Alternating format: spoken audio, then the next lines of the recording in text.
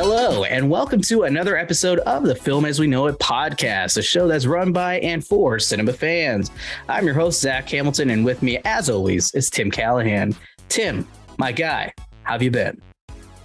Been all right, man. I can't complain. I got some movies in this weekend, so I'm feeling good. Nice. Yeah, you had been falling behind a little bit on your guys' tradition of watching at least 2 horror movies. What is it, a week? Yeah, basically, we pick a night out of the weekend. It's usually a Friday night, and I pick a horror movie. He picks a horror movie. We bang them both out. If they're particularly short, maybe we throw a third one in, just to see if we can get it in. But yeah, we are insanely behind. We actually technically haven't really started it. We did go see our movie that we're reviewing together. But other than that, nice. We have not really watched any movies together this month. So, well, it's October 17th, the day that we're recording this. So yeah, it's not good right now. Yeah, you got some catching up to do. Yeah, we were hoping we can start maybe this weekend, but I think it might get pushed back anyway because we're gonna have to go watch Black Adam.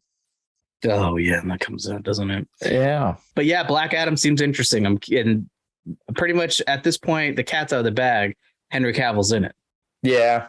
It was like the worst kept secret. Yeah, I mean, at this point, The Rock was literally just like welcome home, essentially. So yeah, fair enough. I'm sure there's a huge fan base erupting in excitement for that one. Yeah, it'll be cool. I'm excited. Yeah, I'm not a Henry Cavill hater. I think he just kept getting bad stuff. They never let him act. Yeah, you get what you get. Sometimes you're forced into a position where you got to make a movie. Otherwise, you're going to cool off, and then you're not going to get any movies. So yeah, well, I'm glad they worked out their issues. So it should be fun. Yeah. So you saw it in theaters, of course, the movie of the month, which is Halloween Ends, keeping with October horror movies, and obviously we just recently ranked all of the Halloween, movies, and we have now since added Halloween Ends to that. We're obviously going to talk about our review today here on the show. So you saw it in the theater.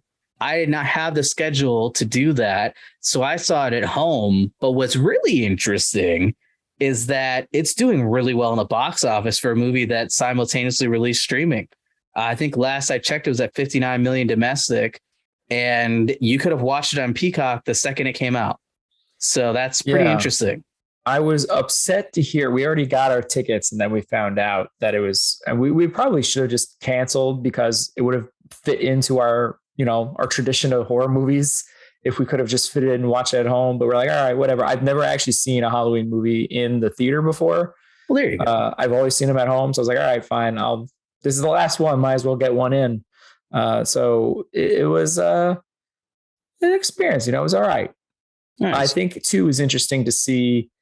I think another reason why I think it's doing well, it's kind of somewhat controversial. Like there's a lot of social media talk back and forth, fans arguing, all that kind of stuff going on. And I think that helps fuel people wanting to see the movie. Yeah, I think seeing it either way. I mean, either way, it helps them, right? It's either going to bring people over to Peacock to watch the movie, which will lead to subscriptions and or box office return too. So either way has its method. But as we've seen with HBO Max and how that direction has gone, and some movies that were made only for streaming getting canceled, it's always interesting to see how they both interact together when it's a simultaneous launch. Now, again, Halloween Ends is the saga of Michael Myers and Laurie Strode coming to a spine-chilling climax in the final installment of the David Gordon Green trilogy. There you go. Your boys finally figured it out. Which, if you've listened to the past episode, we're hit or miss with David Gordon Green. Either he knocks it out of the park, or it's kind of just, it's all right. It's not really amazing. It's not top 5 worthy. Not really even top 10, I don't think, at this point. I think it kind of fell down pretty far. Yeah, I bashed it pretty good. And to be honest, I probably did a lot of my rewatches and watching for the first time Halloween movies after I saw Halloween Kills. So I probably did deserve another rewatch, and maybe I would have ranked it higher. But since it was like so long ago, I ended up kind of maybe dinging it more than maybe it should have been, to be honest.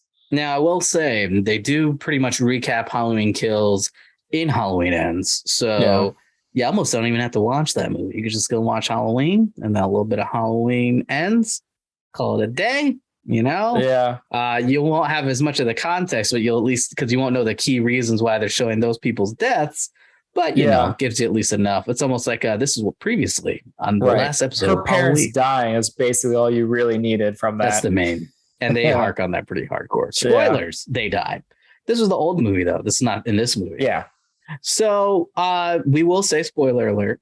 Yeah, I was about to say we did not give a spoiler warning yet. So we haven't said a spoiler just yet. Yeah. For this film at least. For this one.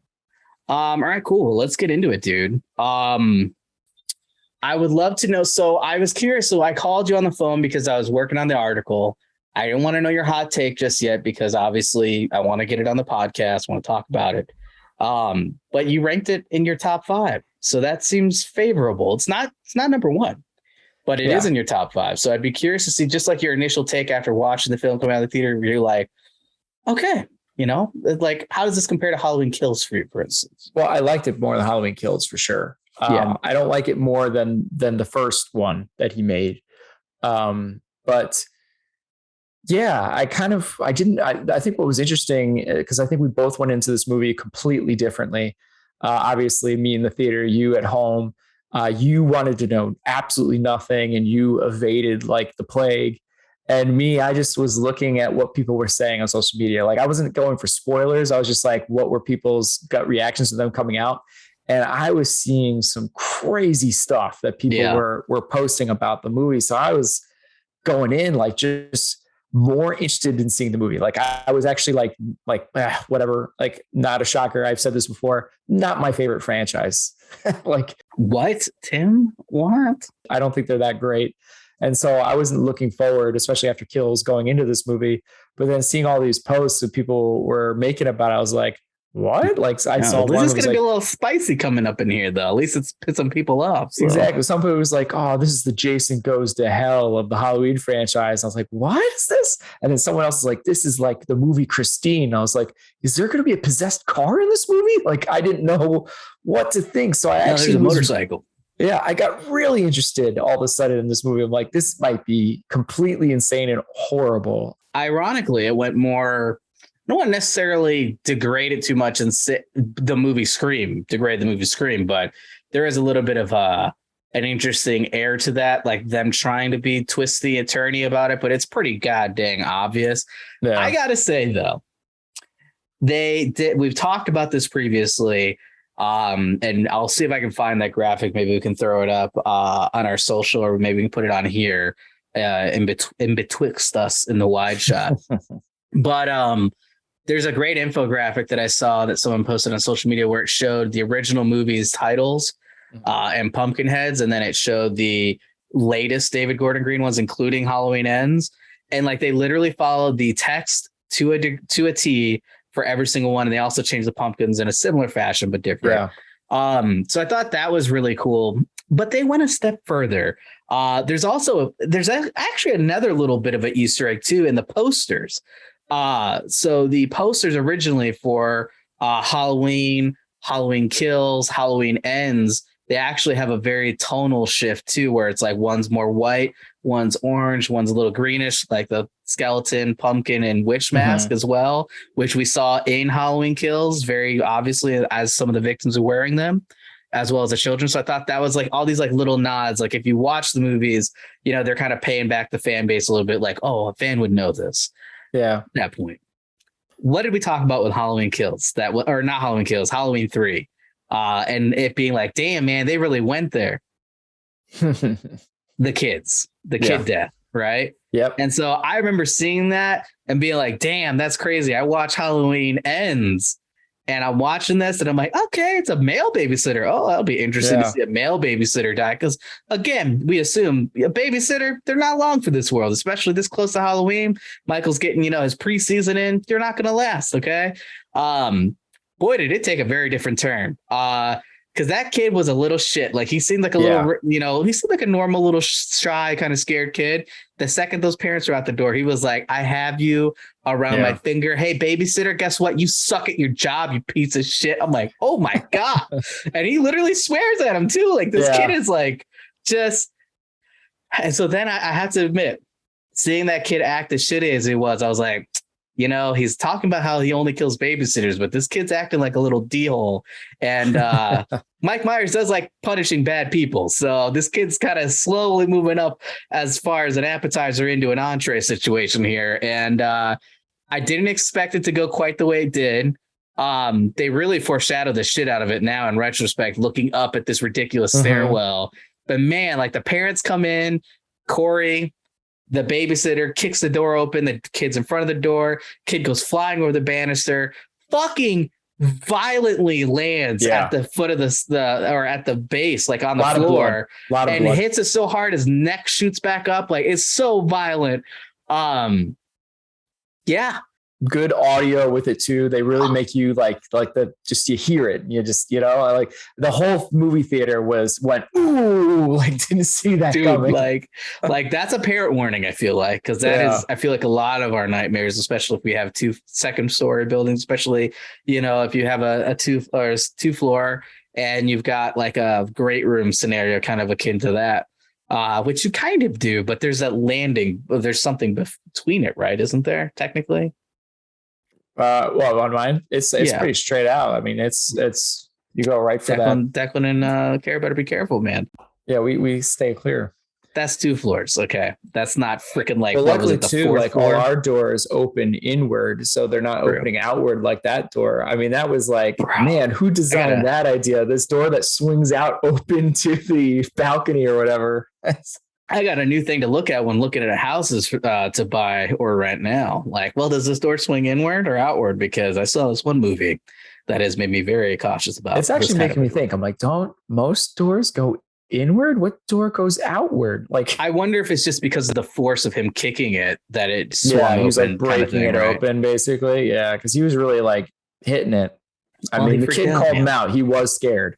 Yeah, he was a little bitch, and then he killed that kid. The kid was just trying to have a good time. A little scared. Yeah, it was, as much as everybody was like, "Wow, this kid's kind of a jerk. I don't like this kid at all." You're like, "Well, I didn't want that to happen." Well, I didn't wish for that. Like YouTube prank gone wrong, right? Yeah, way wrong to the point where it's not on YouTube; it's on a gore site. But we won't get into that. Yeah, and I think there's plenty of movies that they've done intros where they try to show you, because I mean, this is an issue with almost every Halloween movie is it drags. They try to show you something in the beginning, and then there's a long drag out until Michael Myers gets going, because there's only so much you could do. And so this one had a good intro of getting you like ready for the credits. The second I saw him out in the open, not as an old man, I immediately am like, the fuck happened? Because like there's no way that it didn't look terrible. So to put in perspective, the kid had a knife. I think he was trying to scare him with the knife and he left it. And so he picked up the knife at one point before he went into the closet or the attic way, whatever. And then he's obviously banging on the door slams open, kid goes flying over the banister. The parents are literally walking in right as they hear the commotion, and then the kid falls and just eats it right in front of them. And then, of course, as they look up, he's over the banister looking down, literally holding a knife. And also, I think the real context here is right as they came in, he's like, I'm going to fucking kill you. Yeah. And again, in the context, it's more like a dude, you're so dead, like in the sense like, I'm going to like ground you or you're going to be in timeout. Like that's the context. But out of context, you hear, I'm going to fucking kill you. Then your kid plummets to his death violently. You're like, that babysitter just tried to murder my child, did murder my child, not try. So everything is there. And I'm like, the justice system is broken enough that this guy's going to do life. Like there's no way that even if you can convince, there's no way you're going to convince the jury you did this by accident. Like there's just no way. Ironically, he does convince. So whoever his lawyer is, have that person on retainer, because dude worked his ass off to get that guy out of jail. Cause I don't know how he wasn't, but yeah, it's like, I don't even think he did time aside from like just his incarceration at the time of the trial. Cause it's literally like, really, they don't even say any time has passed. They just kind of cut like, all right, I think, did they say it was 2019 or something? You know what? That's correct. So yeah, so 3 years. So there you go. If we, in the context of his, and clearly they show, because he was saying how he was going to go be an engineer. He was going to go to school. That's right. For engineering, and so now he's working in his dad or father-in-law's or whatever, his garage. Yeah, stepdad, I think. Yeah, so it's definitely life has not gone well for him. No, and he definitely gets shit on a lot. His home life is very dysfunctional. So, spoilers here. Dude goes bad. Okay. Goes bad in a bad way, but it's kind of like you see it happening, but he is a little careless with like the way that he's so eager to like, I think when he killed the homeless guy, I'm like, that was a little excessive, like in fairness, the guy did have a knife on him and he was clearly talking crazy person talk. But I think wasn't that also like after this is after the Michael Myers incident? Yeah, exactly. After. So clearly Michael somehow now has the ability to put some bad juju in you. I don't know that he does though. Is he corrupted or something? I think that he just like that near death experience that he had where he almost died and coming face to face with a serial killer. I think there's something wrong with him in the sense that he's clearly kind of obsessed with Michael Myers, right? Like that has become very obvious. Now, whether or not that's because Michael Myers had the effect on him like that, you have to remember that in these movies, the David Gordon Green movies, and including John Carpenter's original Halloween, Michael Myers is not some mythical being. Like, yes, he's evaded death quite extensively, and he's definitely taken a lot of shots and stuff, but he's not like done something supernatural in the vein of like Jamie or not. Is it Jamie? It's Jamie, right? Yeah. From the other timeline. Yeah. Where they have some kind of psychic connection. Yeah. I don't know. I think they leave it kind of vague, right? Like it's vague enough you could go that way. Yeah. Cause there's definitely some shots there in that little sewer hole there that he's in that it almost implies that something is different now, right? Because they all like something pushed him over the edge, right? Was it just the event with those jerk kids bullying him, or was it a combination of all of that? But yeah. Here's the thing. There's a couple of things I want to touch on that. First off, these jerk kids. I get trying to be inclusive. It's the marching band. Bro, the bullies are marching band. Bro, I'm like, dude, like I get comic books are cool now, but you're going to try to convince me that these freaking, because I was like, is he wearing overalls? And then I realized it was a marching band onesie. And I'm like, get fucked. There's no way that guy is going to push me around. A freaking guy walking around with a damn trumpet what is he going to do? Hit me with his trumpet? I guess an effective weapon, but that's not exactly who I think of. And also anyone can be an a-hole for sure. Like I'm not giving anyone, it's possible. Yeah. But, usually it's the A-type personalities that lead towards that bully type mindset. And that's not normally present in the marching band. I'm just saying. Yeah. Just putting that out. I'm not saying it's a bunch of, but it's hard to buy it. But boy, is that kid coming in hot because he is a real piece of shit. And I'm like, I cannot wait for Michael Myers to get his hands on you, kid, because you have read the manual on how to get killed and you are following it to a T. Yeah, but sorry, if you're holding out for Michael Myers, you're going to be waiting a while in this movie. And that's a big fanboy problem that people have with this movie because I get it. And I'm going to be honest with you. And this is this is the second point that I want to make. So Corey goes in. Corey, as the babysitter gone bad, goes into that tunnel, which is super fucking creeps. Let's be real. All right. Yeah. He's actually dragged into the tunnel because those freaking shit kids, again, total D-holes, all of them, really. Even the ones that are following this ringleader, they get into a fight. They beat the crap out of him because he stabbed their tire because they were already being a dick to him to begin with. He cuts the tire out, and there's some context there because Lori kind of told him to defend himself a little bit and gave him the knife to do it. And it was a very cute little moment. She's like, are you going to do it or am I? Because she's like, these kids clearly are dicks and they need to have something happen. Some consequences to happen. Anyways, they find him. They jump him. It's at night. And they throw him over a bridge. And to all intents and purposes, they're like, we killed that guy. And so the other kids that are following him are like, hey, man, like a little too far. Even for me, murdering someone. I don't know about kicking the crap out of somebody, maybe, but killing them. I know what you did last summer. Yeah, right. They're like, I don't know about that. Yeah. Yet they still hang out with this guy and have no problem continuing to harass him after the fact. I'm like, you feel like that would have been most people's wake up call. But I guess to them, they're like, well, we didn't kill him. So let's continue being ticks to this guy, even though we almost killed him, right? Marching band kids, man. I don't know. The worst.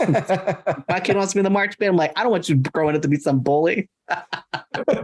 No one ever, except for the writers of this film. Yeah, they're like, we can't do football players again. Yeah, was Danny McBride in the marching band? What's going on here? Yeah, what's the context here? What's the backstory? But so anyway, so he gets dragged into the tunnel, very creepy like. Has an altercation with Michael Myers where he tries to choke him out, but he decides to let him go. I don't know if he saw some kind of there is a weird cutscene there, but I wonder if it's like he saw like a murderous type intent in his eyes as he was almost dying, because it's kind of like that. There was almost an implication too when he does make his kill, like his first kill or whatever, that it almost like seems to revive and give Michael energy again. Yeah, there's a little bit of that too. There's an implication there. So it's again where I'm like, there's some supernatural stuff going on here. There is like some, yeah. It's a little bit of I see the comparisons with Jason Goes to Hell or like a Nightmare on Elm Street Part 2, you know, like the evil killer's kind of within you type of deal. I do want to point out though, so he has this altercation with Mike Myers. He comes out of there and the crazy homeless man has picked up the knife that he had on him when he fell off over the bridge, and he's threatening to kill him.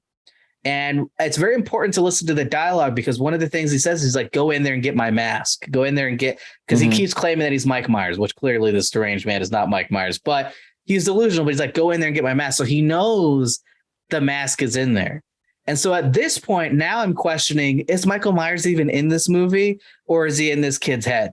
Like, because I really started to think maybe this is a Fight Club scenario where Michael Myers actually is not here. I'm not saying that he's dead, but that he's living in this kid's head in the sense that like this kid is a crazy person who now thinks he's Mike Myers, which really plays to that a little bit, because he ends up like fully dressing up into like his overalls at work that are very similar to Michael Myers overalls, or coveralls, if you will.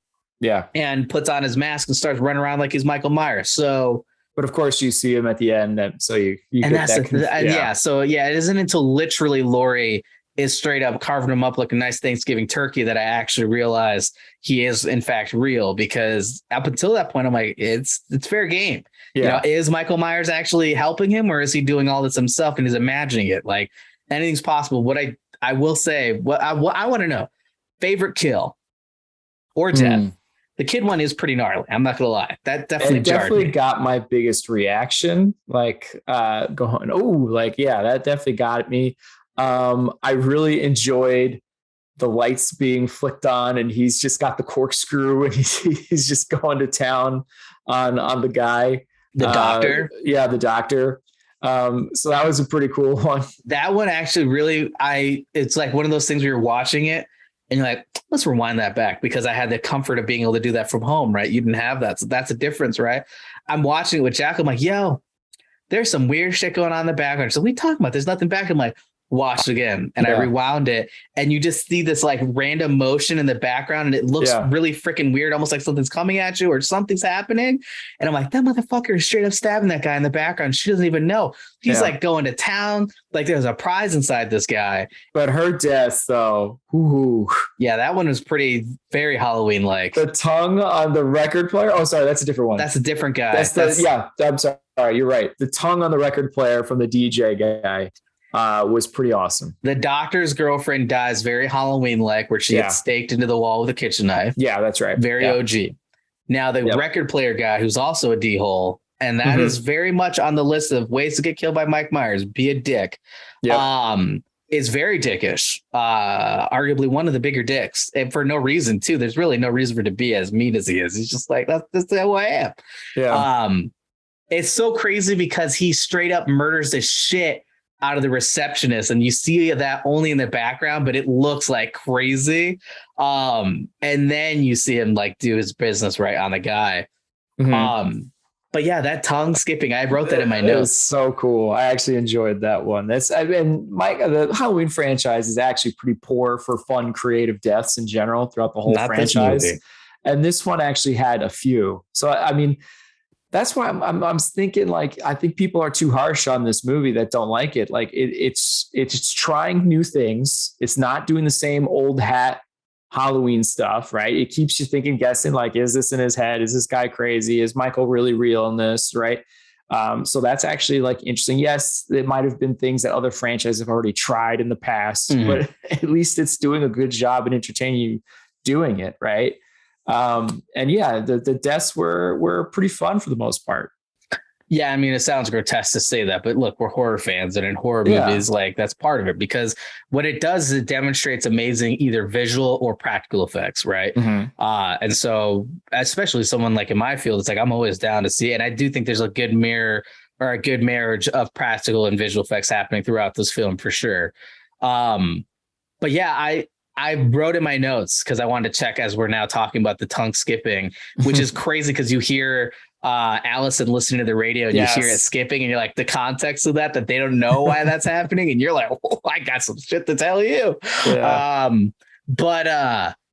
Yeah, so I wrote down most brutal Halloween. I would say, I think it's pretty safe to say that. I mean, some of the deaths in this were pretty freaking gnarly. I'm kind of shocked, honestly, that it got an R rating, because I feel like some of the deaths would have been something you would see in like an extended or an unrated edition because they are so insane. Like that guy with his face, like I've seen pretty gnarly stuff in school and also like, volunteering, and like, I don't know, man. Like it's pretty grotesque and pretty real. And seeing his whole jaw collapsed in and seeing all of it just kind of laying out on it's pretty gross, and accurate. The other death that I thought was pretty gnarly that we didn't touch on is the blowtorch death. Bro, that was pretty, like, just seeing him illuminate like a fucking pumpkin head, like right in the mouth. Oh my God, man. I'm like, all right, that's a tough way to go. That ain't pleasant. That is high on my list of ways I don't want to die now. Never thought of that, but now that was a good one. I forgot about that one. I forgot to put that one in my notes. Yeah. That's what I'm saying. Like, I don't think there's a whole lot of other Halloween movies where I'm like ranking which deaths was kind of the coolest. So that's why you got to give it some props to this one. For sure. Let me look at some of the other notes that I got here. I will say that one thing that I didn't like, and this is like, it's not as extreme as Halloween 2, Rob Zombie's Halloween 2, 2009's Halloween 2, where Laurie goes on a tear of like, I'm like super into metal now and I'm going to write crazy shit on my bathroom walls.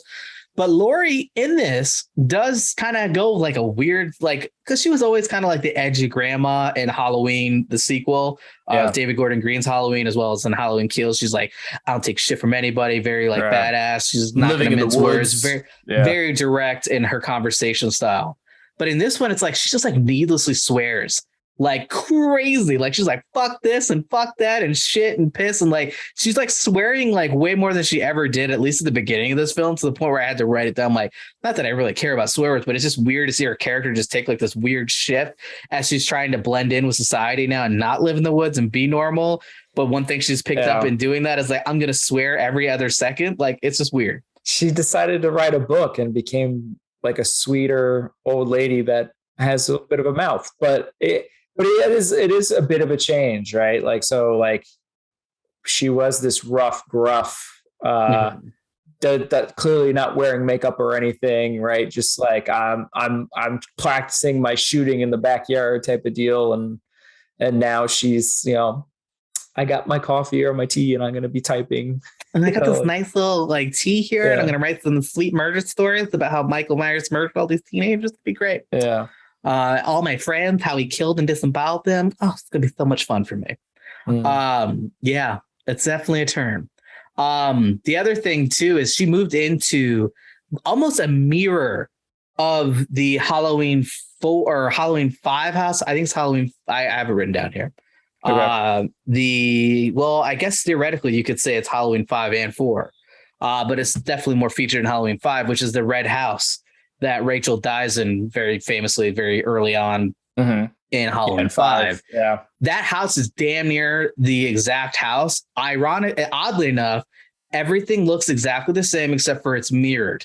So like the doorway is on the right here, and in the Halloween 5, it's on the left or something like that. Like it's reversed, but it had like the same cylindrical type front end on the side, and it was the same color and it was weird. Like I had to look it up. I'm like, is that the same house?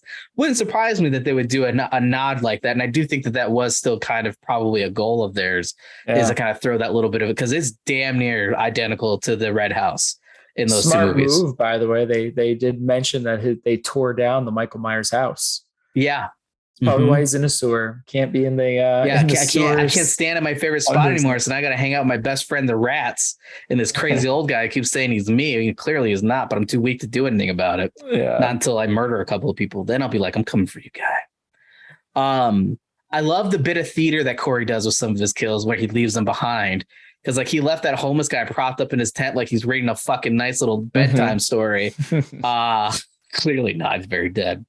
I will say I love the interaction that Corey has with this very like way too over familiar cop that keeps kind of like trying to get hit on Allison all the time, and he's clearly older than her and is very like awkward, and it's not like an invited type action.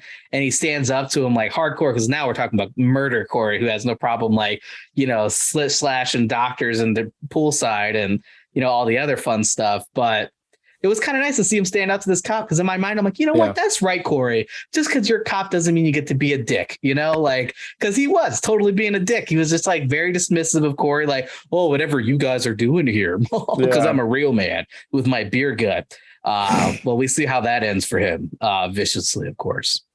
But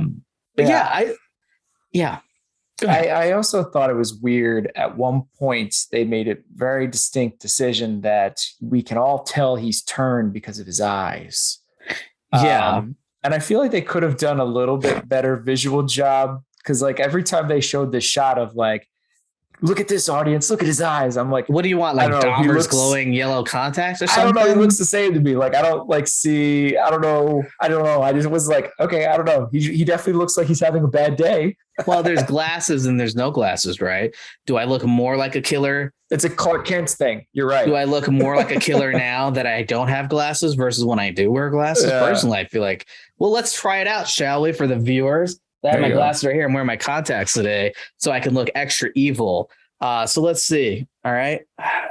Do I look very like, I'm a fun babysitter who's going to murder your 4-year-old? Or do now I look like I murdered your 4-year-old? Well, I don't know. I think you would also have to like take the hat out and mess your hair up. So it's almost hold on. like, Let's go. Yeah. Yes. Done. Oh yeah. There we go. I murder 4-year-olds and I like it. Yeah. I don't know. There it is. I can see it. Now I see it. Now that you put the context in there, now I see it. It all makes sense to me now. There we go. We only do this for clips. That's really the only reason we go all out. No, I was curious.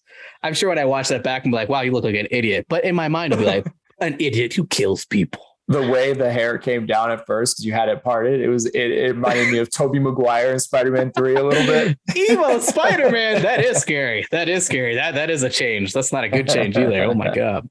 Yeah. Well, I'm growing my hair out, so there you go. All right. Yeah, it'll go long hair. We'll see if I chop it off before the wedding or not. But yeah, so I don't know. It was interesting. It was weird seeing him tag team kill people. And doing a lot of the heavy lifting initially. And then obviously Michael Myers gets better. We have another fake out again, very similar to that's also why I thought he was getting like rejuvenated of sorts. Like he needed the help, and he was getting help and getting more alive by the kills.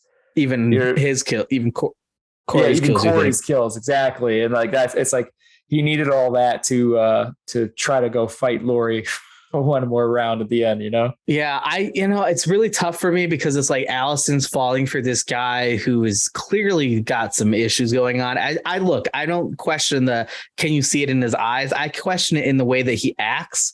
And he's clearly like a kid who got shit on, who's on the verge of like pushing back, right? Like it's a kid on the edge. You get that vibe. Just in talking to him, the way that he's like stalking Laurie when you first see him at the house, where he's kind of pulling a full on Michael Myers, just standing by the bushes.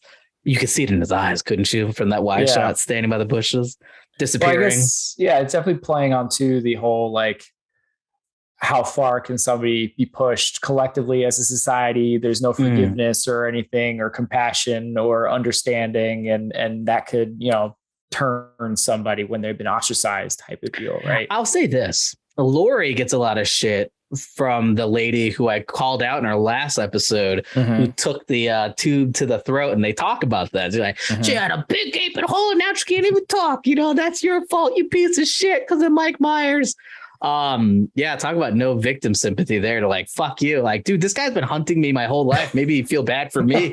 You guys just had one incident. He's been following me. He killed all my friends, everyone I'm close to. He killed my daughter. Yeah. Like, it's not like I'm doing great over here either. I'm fucking, can't wait for her book to come out. She's gonna get a lot more people pissed off there. It's going to be a Dahmer situation where all the victims get the money. Well, guess what? She's a victim. So plot twist, she's still going to get some money. Everyone forgets. But yeah, no, I went on a tangent. But it was funny that they brought that up, and that ruined her day. Like, you could clearly tell, like, oh man, I feel bad for her. She's crying in her car. And I do like the relationship between her and Hawkins and how that kind of, continues. I love that actor. That actor's fantastic. He's been in a lot of movies. I remember him in Mothman Prophecies. He was really good in that too. He's just a great actor. He's been in a lot better movies than Mothman Prophecies, but that's the one that comes to mind. Yeah, it was interesting one that you went to that one. Yeah, now I want to look up his DVD. But he plays a guy that like keeps getting burned and his eyes are all jacked up or something like that. And he like is in West Virginia. He keeps going to his house. Anyways, that's a different movie. But so that's how she handled it, right? And then something similar happens where this guy runs into the mother of the kid he killed, which in fairness is a lot worse. I get because you're being confronted with the mom of the kid you accidentally killed, and that would definitely put a damper on your day. But she gets like fully in his face, like, oh, how dare you have a good time? You murdered my son, you piece of shit. Which, again, it's pretty fresh. Let's be real here. It's been 3 years. That's not really a lot of time to recover from something that horrific, at least in my mind. I don't think. But then he takes that as like, okay, cool, I'm going to go kill some more people now. Like, I'm going to use this as fuel for the fire here. Goes a very different route. But what I meant about the fake out is we have another fake out in the sense that Laurie tries to be like, oh, I'm just not long for this world. And I thought I could do it and I can't. I just can't do it. And then she, surprise, you thought I was going to kill myself, you idiot. Bam, bam, couple of gunshots. I think that was in a trailer. I was kind of annoyed that that the trailer had it. Yeah, I think there was a part in there that was like, oh, I already know this is a fake out. Yeah. Well, you kind of know, right? Like I think Laurie, at this point, they've made Laurie such a badass. Maybe original. Laurie has died before in the series, not in this timeline. Yeah, but in the original Halloween, I could see that one maybe because she was making a lot of stupid mistakes. She clearly was emotional. But at this point in the series, following the David Gordon Green, timeline, she's pretty badass. So that's very unlikely. What I will say, though, was very, very poetic death for the guy because he falls over the banister and also lands at the foot of the stairs. So very poetic in that. And man, I got to tell you, initially when Alice, and again, it's the same thing. Someone walks in, they see something that looks like what it isn't. She's standing over him, with the knife in her hand. I mean, in fairness, she did just totally fucking kill the guy. But, she's just like, oh my God, I knew you didn't like my boyfriend. That's why you murdered him and dressed him up like Michael. Like, at a certain point, we got to be like, what's more real? What's more logical of a situation that like this guy came in dressed as Mike Myers and tried to kill Laurie and he's been acting kind of weird, or that she dressed him up in a jumpsuit just so that she could kill Mike Myers again? I mean, like, they're both very far-fetched. I feel like one's a little more logical. And in my mind, I was initially like, oh my God, like they're going to think, but I'm like, no, because Allison's going to find out that he murdered his fucking mom and his stepdad. Well, he didn't murder his stepdad. His stepdad took a gunshot trying to be nice and stand in front of him. And boy, did he get shot in the face. Yeah. But, like they're going to start finding all the other bodies. And I think that's when she realizes it, as he talks about this in the movie where, this beacon, this radio tower calls to me. And then she's heading that direction. She sees it's on fire. She's like, oh, shit, maybe this isn't good. Right. Maybe he is a little off the rails. Right. He did say he was going to set it on fire. I didn't think he meant literally set it on fire. And now he has. So, oh, shit. Dating a serial killer. Great. Fun times. I don't know. I think it was interesting. And then obviously Mike Myers returns. You have the big battle. But I do think that's where it gets kind of weird, right? Because you're really just hanging out with the copycat killer at this point, who's like a mega fan. Well, he helps him out. He helps him out in the doctor one, right? Doesn't he? Isn't he? He does help out, but it's just like one death. It's not like a lot. He's not like really racking up the kills like this kid is. Well, again, I think that's because he's rejuvenating or whatever. But I get it. But I can see why people be frustrated going. And we talked about this too. We talked about like, in order for you to do a Halloween movie, you really gotta like deviate and start doing an anthology series like they try to do with Halloween 3, which is both of ours. I actually really do love that movie. Like, despite me like fighting it as much as I did, like I did really enjoy that movie. And I think that it can be executed better nowadays than it was then. But I feel like on one hand, I feel like it was a little bit of a waste that they killed Corey, because it's like, dude, you killed him. Like, you're teeing this guy up like he's going to be like the next Michael Myers. And like, he was a younger kid, equally twisted at this point in the game, equally capable. I think it's the right move. It's a step towards anthology. If you're going to keep this series alive, please go anthology. Are we going to go anthology or are we going to go James Bond? because that's the thing that I'm thinking about right now, in the sense that like it's a different person. Now, James Bond is technically the same character, but there's ways of looking at that. I know you will fight me to the core on this, that they're not different agents taking on the personality, because there's just too many similar personalities. Like they're all womanizers. They're all, doing very similar things, that are James Bond type. That's not the only personality. Again, he's a great guy. He's awesome. Right? Yeah. But there is the conspiracy theory, if you will, that it's different agents that take on the alias of James Bond, and that would essentially cue the different James Bonds. Now, that would be something that would play, I think, somewhat until you got to the Daniel Craig Bonds, because obviously that's very much like, this is James Bond. It's like a huge part of the story.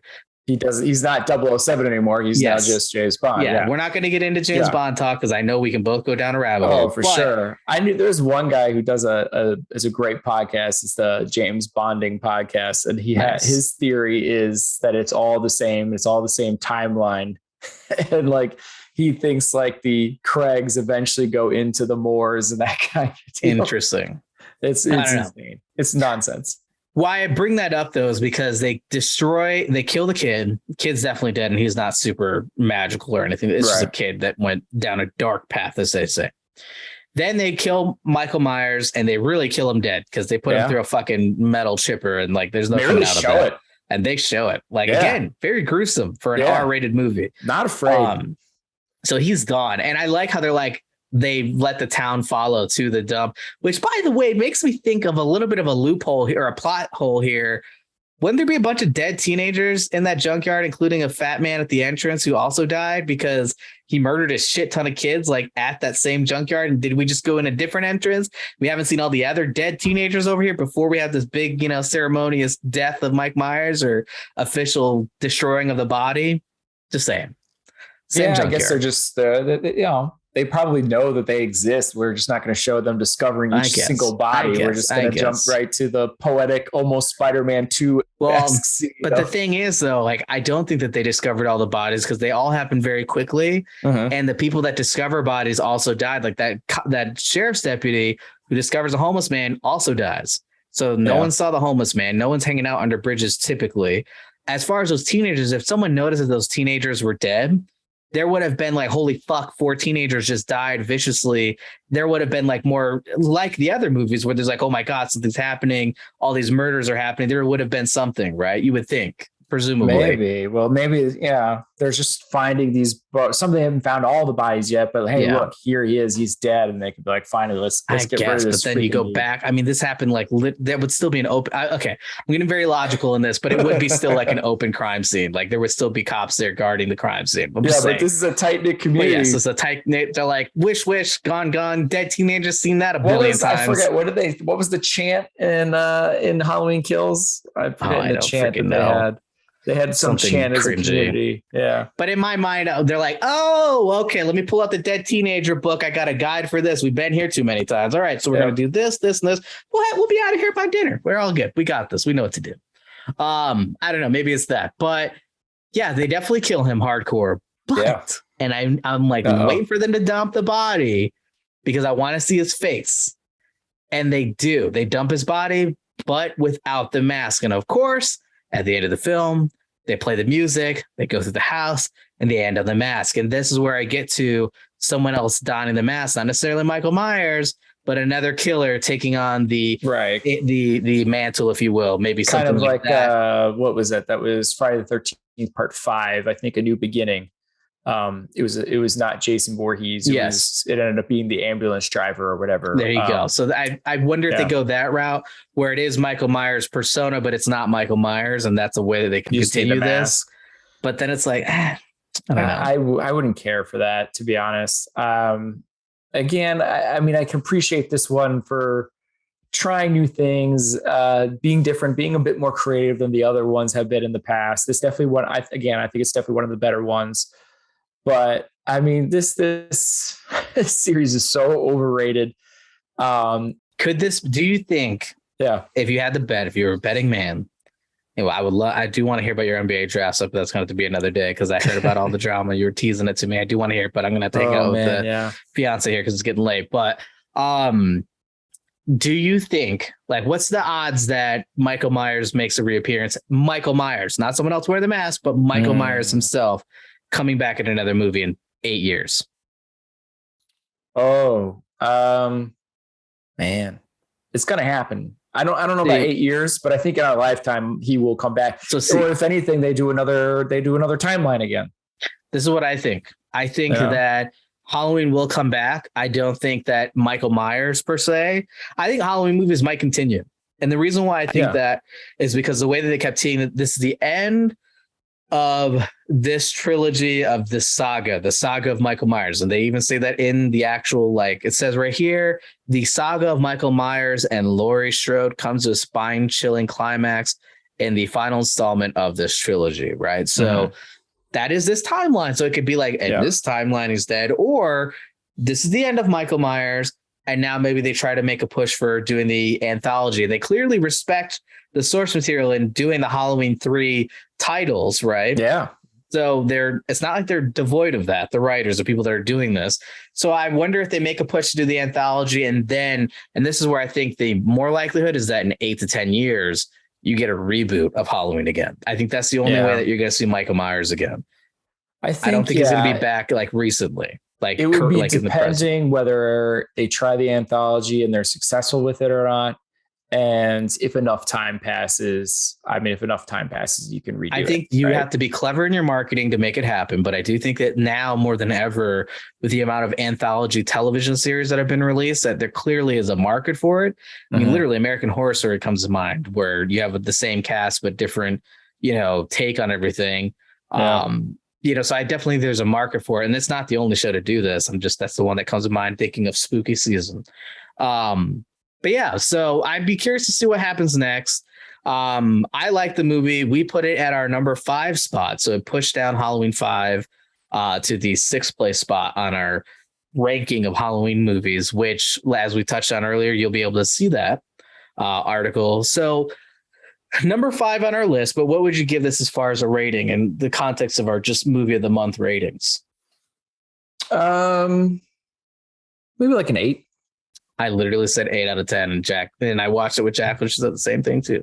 Yeah, I mean, there's enough, I think, fun. It keeps you guessing on where this crazy idea and plot's going to go. There's enough fun deaths and kills to keep you entertained. You still get Michael and Laurie at the end. Like, I mean, it drags like all the other Halloween movies drags. That's just kind of the nature of Halloween movies. But yeah, I definitely think it's one of the better ones, and I was entertained. I was entertained too, and I'm going to say 8, and it's an 8 because we both said 8. Finally, we have the same rating for a movie. It took 14 episodes to get here. But so that's really cool. Yeah, I definitely think 8 out of 10. But I just thought of one last thing too. Halloween 3 titles. We're talking about it going potentially anthology and them talking about like the end of the saga, right? But isn't it interesting that the movie that has the least Michael Myers of all of these David Gordon Green ones is Halloween 3, essentially his 3rd movie? Yeah, it's kind of also a little bit of a nod to Halloween 3 in that vein too, right? We're hanging out with a different villain than Michael Myers up until the end, right? We still get the payoff, but it's kind of funny that like also in Halloween 3 we don't get a lot of Michael Myers until the end. In this case, we at least get him, but to be honest, right? Everybody's like, oh, not enough Michael Myers, but like all the cool, fun deaths were not done by Michael Myers. Not him. No, the freaking creepy clown boy in the background, like freaking stabbing that guy about 1,000 times. Jesus Christ. There's something really horrific with that. I mean, it's like the opposite of like the Rob Zombie hulking wrestler. Like, it's back to just a normal person doing a lot of killing. Yeah, which I think is always when Halloween is at its best. And I think that was why the original is so good, because it's like, this is a dude. This is just a dude that's doing this. And he has to get creative and wear a ghost mask to get close and all that kind of stuff. Bro, it's so weird. That's why it's still the best one. Yeah, it's good. It's good. Yeah. It had a little bit of the Manson family vibes to me a little bit in some of those killings, especially with like the locations, them being very decadent and like it just being very bloody and also just very like visceral and like just, I mean, again, like it's Mike Myers, but like his way of killing was more just like someone just kind of vindictively stabbing the shit out of somebody. And it's not like Mike Myers kills you and he's done. He's not playing around with it for the most part. You know, like he may kill you viciously, but when he's done, he's done. He's not just like, that guy must have been stabbed. That doctor got stabbed at least fucking 50 times. I mean, he stabs him at least 20 times in the dark. And then he's still stabbing when she turns the lights on. He's like, I'm not done quite yet. I'm going to get a couple more stabs in while I look at you awkwardly. Okay, now I'm going to chase you, right? Like, what the fuck? Yeah. You know, like he was really enjoying it more, I think. Yeah, you just don't get that many creative kills by Michael Myers in like the whole franchise. There's just not that many. Well, with that, I think it's time for us to wrap this wonderful episode of the Films We Know It podcast. But before we go, I do want to remind everyone that next week will be our Tales from the Set, and we'll feature a behind the scenes look at the making of Alien 3, something that Patrick might argue, is that really a horror franchise? Well, you know what? I think it's worthy enough of being in spooky season, if nothing else. I think his argument was more about, if you look at the entirety of the whole franchise, there's definitely more action ones in sci-fi than there is horror. Like the first one and the third one are probably the closest you get, and maybe Prometheus. Yeah. Right? Alien to the third, by the way. I forget this every third. Yeah. Alien Isolation, the video game, was definitely a fucking horror game. That thing is scary. I never played it. It's a AI based enemy, so it changes every time. So it learns and adapts to you, and so it makes every time you play it something unique, which is very uniquely terrifying. If I had time, I'd be pulling out my horror survival games and all that. You know, I'd pull out the Resident Evil right now, or Silent Hill, or all that kind of stuff. Well, please show your support for the podcast by leaving a review on Spotify, Apple Podcasts, Google Play Music, or YouTube. You can leave us a comment or wherever you happen to listen or watch the show. Also, sharing with your friends never hurts. Let us know some of your favorite horror video games. Let Tim know what games he's missing out on. Let us know in the comments. Hit us up on social media, hashtag Films We Know It Pod. Let us know your favorite horror games for spooky season. I know we're a film podcast, but we like all things pop culture, and I'm always looking for a new horror game. And I'd love to play it and rub it in Tim's face for not having time to play it. Although I don't have time either, if we're being honest. Doing a podcast would work. But yeah. Some of them are cinematic, almost looking. You know, like it's like almost playing out a movie. You know. Oh yeah, the Supermassive Games has a lot of really interesting kind of pick your own adventure type cinematic ones, like Until Dawn, and more recently they have I can't remember, it's like a tale of something, but also really weird, and it's like a horror movie that you get to choose, and there's like so many different outcomes that if you're watching someone else play it, you may see something totally different that you've never seen before. Cool. Do you still have your I'm assuming you have it, the copy of PT or the PT trailer, or did you get rid of it? I don't. I think it's on an old. I still have it. It's on my PlayStation 3. I will not delete it. I got to come over. You know, it might be on my fat PS3. Actually, now that I think about it, it might be. I haven't pulled it out in so long, but I remember they were selling those things on eBay like crazy because there's still to this day no way of getting it. Yeah, it's not in the store anymore, so you can't download it. You have to have it still downloaded. So much fun for a short little thing, and it made me so excited what was going to happen with it, and it's kind of bummer. There's an interesting game on Xbox Game Pass, and that will end. I promise we're going to end here soon. But speaking of horror games and getting everyone amped to give us good suggestions, and they might say that's a stupid game, Zach. Is Visage. It was on Game Pass, Xbox Game Pass, and that looked very similar to PT, like in a horror, like a house type setting, very realistic looking. And a lot of creepy shit happening. But PT was special because it forced you to keep going into the L shape and had to see everything in order to advance and unlock the door. So it forced you to witness all the shit you didn't want to witness. Otherwise, the door didn't unlock and you had to go back. And I feel like it was 10 times worse if you went back and experienced it versus just experiencing it like you're supposed to. It's like they punished you. It was great. Freaking gotta love it, man. Anyways, thanks again for tuning in to another episode of the Film As We Know podcast. You guys have a great week. Peace out, everyone.